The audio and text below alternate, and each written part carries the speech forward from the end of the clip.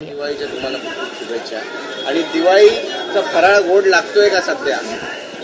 आपल्या माध्यमातले सर्व पत्रकार बंधू आणि त्यांच्या कुटुंबियांना दीपावलीच्या मनपूर्वक शुभेच्छा।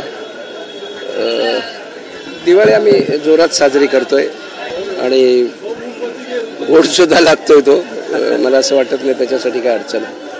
काल मुख्यमंत्र्यांसोबत वर्षाबंधला 2 तास बैठक झाली, काय कोण तुम्हाला सांगतं मला माहिती नाही। वर्षावर गेलो हे नक्की, पण बैठक झाली हे खोटं आहे। बैठक नाही झालेली। आता आम्ही दिवसातनं 3दा जातो, दुपारी जातो, ज्या ज्या वेळेला वेळ मिळतो तेव्हा आम्ही वर्षावर जातो। तसं आम्ही संध्याकाळी गेलो होतो, पण मुख्यमंत्री महोदयांना विश्रांती करत होते आणि मग तो जो स्टाफ आहे त्यांच्याशी आम्ही गप्पा गोष्टी केल्या। काय पण जी चर्चा आहे की आपल्यावर दबाव आहे का? मी घेणार नाही हे सांगितलंय तुम्हाला, वेळोवेळी सांगितलंय की मागे घेण्याचा काही प्रश्नच येत नाही। एबी फॉर्म दिलेला आहे, महायुतीचा उमेदवार म्हणून मी फॉर्म भरलेला आहे आणि मी निवडणूक लढवणार आहे। आता तुम्ही रोज मागे मागे आणखीन कोण घेत असेल तर चौकशी करा। पण सर असं म्हटलं जातंय की तुम्ही आता पुढचे काही दिवस प्रचार करणार नाही आहात। कोणी सांगितलं? मी आता सुरुवात केली, माझी आता बैठक आहेत।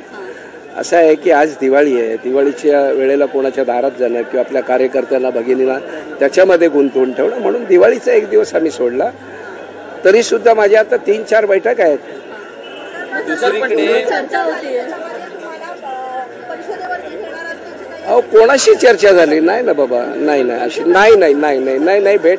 बघा काल मी वर्षावर गेलो हे सत्य आहे, पण भेट झाली हे असत्य आहे। मी स्टाफ बरोबर बोललो, गप्पा गोष्टी केल्या। चर्चा अशी पण होती की तुम्ही तुमची भूमिका मांडली की मुख्यमंत्र्यांनी आशीर्वाद द्यावा, तिकीट दिल्याचं नाही हे पहिलीच मांडली, आता रोज मांडायची काय आवश्यकता नाही।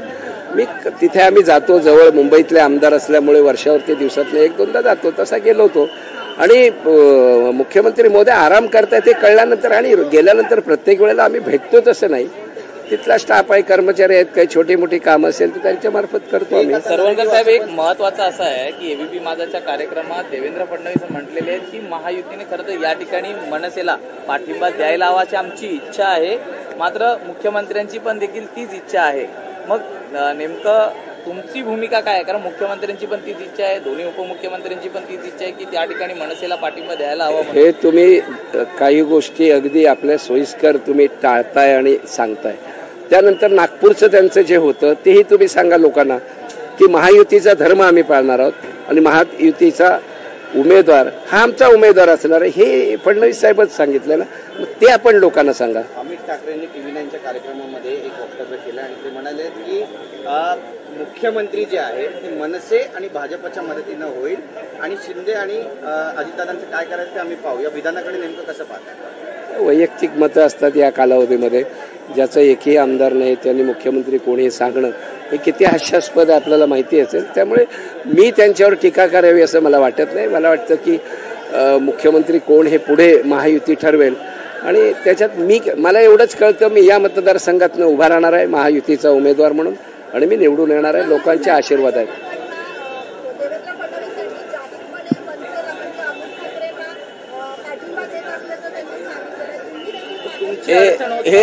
हे सकाळी सांगितलं, पण संध्याकाळी नागपूरला ज्या वेळेला त्यांची काही पत्रकारांसमोर बोलणी झाली त्यावेळेचंही तुम्ही लोकांना सांगा।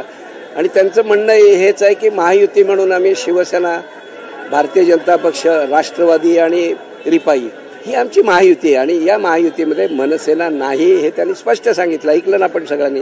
राजपुत्राला तिकीट मिळालं त्यामुळे सदा सरवणकर माहीम दादरमध्ये एकटे पडलेत का? बिलकुल नाही। माझ्याबरोबर तुम्ही जनसमुदाय पाहिलेला आहे, लोक, महिला भगिनी आणि पुरुष रॅली आपण पाहिली आहे माझी। त्यामुळे मला असं वाटतं की एकटा पडण्याचा काही भाग नाही।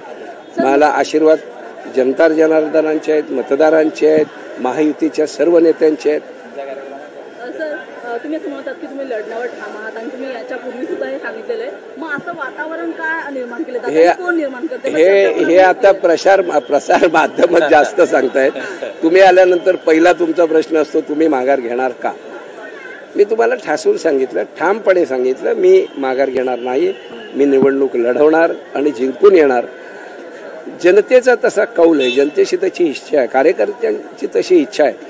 त्यामुळे मला कार्यकर्त्यांच्या इच्छा मोडता येणार नाही, त्यांच्यासाठी उभं राहावं लागेल आणि सर्वसामान्य मतदारांसाठी जिंकून सुद्धा यावं लागेल। मनसेचा दीपोत्सव होतोय शिवाजी पार्कमध्ये। तुम्ही जुने शिवसैनिक तुम्ही लढायला हवं। नाही, त्याचं सल्ला घेण्या एवढा मी काही या क्षेत्रात नवीन नाही.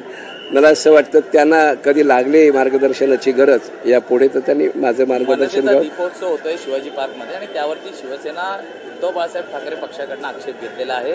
त्या ठिकाणी जे कंदील लावलेले आहे ते कुठेतरी तिच्या पद्धतीने आचारसंहितेचा भंग होतोय असं म्हटलेलं आहे. बघा, आचारसंहितेची मंडळी महाराष्ट्रभर फिरतायत, त्यांना जे आचारसंहितेचा भंग वाटतो तिथे ते कारवाई करतात. मला असं वाटतं कोणाच्या उत्सवांमध्ये वगैरे असं काही आणणं, आता आपण हिंदू सण मोठ्या उत्साहात साजरे करतो, त्यामुळे कुठेतरी गालबोट लागेल असं काही करणं असं आमच्या हातून नाही होणार. ज्यांनी केलंय त्यांना ते लक्षाला हवं, त्यांना मी शुभेच्छा. कंदील लागलेले त्याच्यावर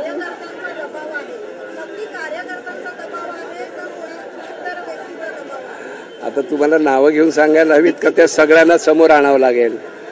मला असं वाटतं की 30 वर्ष मी काम करतोय. मतदारसंघातले मतदार आणि या विभागातले जे सामाजिक क्षेत्रात काम करणारे जे कार्यकर्ते त्यांचा प्रचंड दबाव आहे. दिवशी मला जर 100 फोन येत असतील तर 80 फोन यासाठी असतात, तुम्ही माघार घेऊ नका, तुमच्यासारखा तळागाळातला कार्यकर्ता इथे हवा आहे. त्यामुळे इतरांवरती मी बोलण्यापेक्षा इतर कोणी मागे घेत आहेत का त्याकडे लक्ष ठेवा आणि त्या मंडळींना विचारा. राज ठाकरे लढत की कशी होईल ही मतदारांनी ठरवली आहे, ती एकतर्फा करायची आणि आपल्यातलाच माणूस, आपल्याला सहज भेटणारा माणूस, 365 दिवस आपल्या सेवेला उपलब्ध असणारा माणूस निवडून द्यायचं हे त्यांनी निश्चित केलेलं आहे. राज ठाकरे म्हणतायत की येणारं सरकार हे भाजपचं असेल मात्र मनसेच्या मदतीने बसेल. आता किती आमदार आहेत तुम्हाला माहिती आहे, त्यामुळे राजसाहेब हे प्रचंड मोठे नेते आहेत, आम्हाला आदर आहे त्यांच्याबद्दल.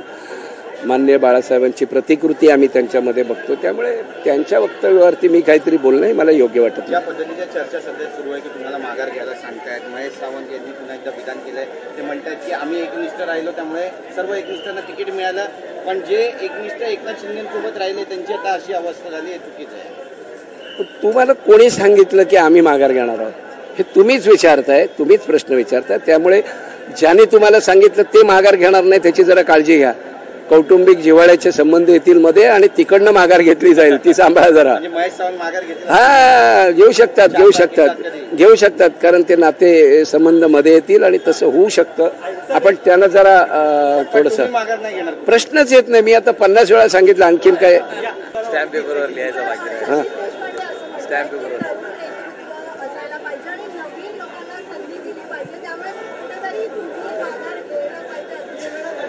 त्यांनी स्वतः माघार घ्यावी तिकडे, तेही कुठेतरी उभे आहेत. मला असं वाटतं प्रत्येकाचं हे स्वातंत्र्य आहे, कोणी निवडणूक लढवावी, कोणाला जिंकवावं हे मतदारांनी ठरवलं आहे. त्यामुळे उगाचच कोणीतरी बोलतंय त्याच्यावरती मी जेव्हा आदित्य ठाकरे वरळीतून उभे होते तेव्हा आता महेश सावंत म्हणतायत की मनसेकडे उमेदवारच नव्हता त्यामुळे तिथे उमेदवार दिला नाही, पण त्याचं श्रेय घेण्याचं काम नाही. तुम्ही तेव्हा बाबा ही काही एवढी मोठी माणसं नाहीत की ज्यांच्या प्रत्येक प्रश्नांचं मी उत्तर द्यावं. मला असं वाटतं एक वैचारिक विचारधारा असते आणि मला मला मला आशीर्वाद दिलेले आहेत, फॉर्म दिलेले, आणि त्यामुळे मला निवडणुकीत मला उभं राहावं लागेल आणि जनता आशीर्वादात जनता जनार्दनांची जी इच्छा आहे ती पूर्ण करावी लागेल. सदा सरवणकर आपल्या सोबत आपण त्यांची थेट बातचीत करणार आहोत. सर, काल तुम्ही वर्षा निवासस्थानी पोहोचला होतात आणि आता पुन्हा एकदा चर्चेला उदाहरण आलंय की तुम्ही माघार घेणार. तुम्ही यापूर्वी सांगितलं की मी माघार घेणार नाही, जनतेचा माझ्यावरती दबाव आहे त्यामुळे मी माघार घेणार नाही. पुन्हा एकदा सांगा. मी आजही सांगतोय, आपले सर्व शिवसैनिक, सामाजिक क्षेत्रातले कार्यकर्ते आणि मतदारांचा प्रचंड दबाव आहे आणि मला सांगितले जाते कोणत्याही परिस्थितीत माघार घ्यायची नाही. त्यामुळे त्यांच्या आग्रह खातर मला निवडणूक लढवावी लागेल. जिंकून द्यायची जबाबदारी सर्वसामान्य जे मतदार आहेत त्यांनी घेतलेले आहे. वर्षावर आम्ही दिवसातनं 2दा-3दा जातो, प्रत्येक वेळेला आम्ही शिंदेसाहेबांना भेटतोच असं नाही. एक प्रेमाचं नातं आहे. आम्हाला असं वाटतं की पूर्वी ज्या वेळेला आम्ही होतो त्यावेळेला वर्षाच्या त्या प्रवेशद्वारातून आम्हाला काही प्रवेश मिळत नव्हता, पण आज गाडीसह आम्हाला प्रवेश मिळतो आणि म्हणून आम्ही दिवसातनं 1-2दा जातो. काल साहेबांची विश्रांतीची वेळ होती तरी सुद्धा आम्ही थोडा वेळ थांबलो आणि निघून आलो. ते तुम्हाला माघार घेण्यासाठी कन्व्हिन्स करताय की तुम्ही आशीर्वाद मागण्यासाठी त्यांना कन्व्हिन्स करताय? नाही, त्यांनी आशीर्वाद एकदा दिलेले आहेत, पुन्हा आशीर्वाद मागायचे मला असं वाटतं ही काय आपली प्रथा नाही. त्यामुळे आम्ही जर आता वर्षावर जात असू तर त्या आशीर्वादासाठी नाहीत. आम्ही काही छोटी मोठी कामं असतात वाटतं वर्षा बंगला हे आपल्या एक कुटुंबातल्या प्रमुखांचं निवासस्थान म्हणून आम्ही जातो. महायुतीची भूमिका आहे. देवेंद्र फडणवीस म्हणतात, केसरकर म्हणतात की महायुतीचा धर्म पाळायला पाहिजे, अमित ठाकरेंना पाठिंबा दर्शवतात. तुमच्यासाठी अडचणीचं नाहीये? हे बोलले त्याला 4 दिवस झाले आणि आता या सगळ्यांनीच असं सांगितलं, महायुतीमध्ये शिवसेना, भारतीय जनता पक्ष, रिपाई आणि राष्ट्रवादी ही महायुती आहे आणि या महायुतीच्या उमेदवाराला आपल्याला निवडून आणायला लागेल हे देवेंद्र फडणवीस साहेब म्हणाले. त्यामुळे त्यांनी जे म्हणाले, पहिले म्हणाले ते बोलताय, पण त्यानंतर काल जे संध्याकाळी म्हणाले तेही लोकांसमोर येऊ द्या. बरं, विधान परिषदेची काही ऑफर दिली तुम्हाला? नाही, अहो मी लढणारा शिवसैनिक आहे, मी मागच्या दाराने जाणारा शिवसैनिक नाही. त्यामुळे लढणार, जनता जनार्दनचे आशीर्वाद आहेत आणि मी निवडून येणार. आणि महेश सावंत म्हणतायत की तुम्ही लढायला पाहिजे, तुम्ही कुठेही माघार घेता कामा नाही. नेमकं चित्र कसं पाहता? कारण तुम्हाला टोला सुद्धा लगावताय, निष्ठावंत राहिले शिंदेसोबत, त्यामुळे अशी अवस्था झाली. तुम्हाला अवस्था काय दिसते? मला तुम्हाला काय दिसते? मी मजबूतीने प्रचार करतोय. जे तुम्हाला सांगतात त्यांना सांगा, तुम्ही 5 तारखेपर्यंत तुम्ही तिथे उमेदवारी मागे घेऊ नका. तशी वेळ कदाचित घराण्यांच्या नात्यामुळे येऊ शकते, तर ते सांभाळा. सदा सरवणकर अटळ आहे, आता कुठेही मागे नाही? बिलकुल नाही, बिलकुल नाही, बिलकुल नाही, बिलकुल नाही. काही झालं कुठल्याही दबावाला बळी नाही. ह्याला काय स्टॅम्प पेपरवर लिहून देऊ का तुम्हाला?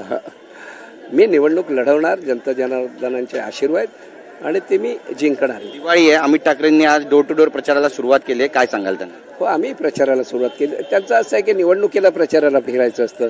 मी 365 दिवस लोकांच्या दारात, घरात, रस्त्यावर असतो. त्यामुळे मला आता प्रत्येकाच्या घरात जायची गरज नाही. ज्यांना ओळखत नाही ते जात आहेत, त्यांना आपण शुभेच्छा दिल्या पाहिजेत. एक शेवटचा प्रश्न आहे. अमित ठाकरेंनी म्हटलेलं आहे की भाजप आणि मनसेच्या सहाय्यानं राज्यामध्ये सरकार बनेल, मुख्यमंत्री होईल, आणि शिंदेचं काय करायचं, अजितदादांचं काय करायचं ते पुढे पाहू.